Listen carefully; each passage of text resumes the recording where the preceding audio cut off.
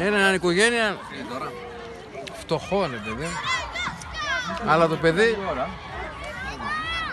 θέλει να σπουδάσει στην Αυστρία, είναι ένα σχολείο είναι και θέλει να σπουδάσει. Λέει τον πατέρα, λέει πατέρα, σε παρακαλώ, λέει, να βάλουμε τα δυνατά μας, θέλω να σπουδάσω, εκείνη το μέλλον μου είναι.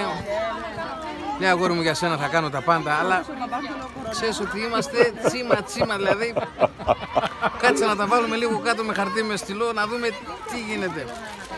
Βάζουν νίκιο τόσο, φαγητά τόσο, ένδυση τόσο, ψυχαγωγία τόσο.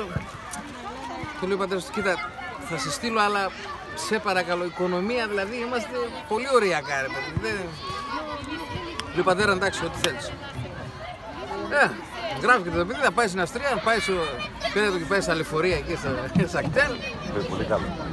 Τώρα μπαίνει να πέσει το παιδί στο λεωφορείο στο κτέλ, ο πατέρας θα τα βοξικάει.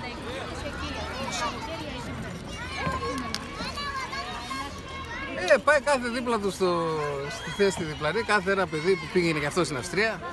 Λέει, γεια σου φίλε, τι κάνεις? Σου λέει, καλά, να πάω στην Αυστρία να σπουδάσω. Πολύ ωραία είναι, φίλε, λέει. Ειδικά, λέει, Αυστρία, άμα κάνεις και σκι, λέει, είναι πρώτα. Λέει, σκι, δεν σκι. Σκι, ρε φίλε, λέει. Αν πας στην Αυστρία και δεν κάνεις σκι, τι κάνεις, ρε? Πώς γίνεται, λέει. Γράφεσαι σε ένα σύλλογο, λέει, 10 ευρώ το μήνα είναι, λέει, και πας κάνεις σκι. Σοβαρά, λέει, ναι. Τι πάει το παράθυρο, το πατέρα. Ο πατέρας.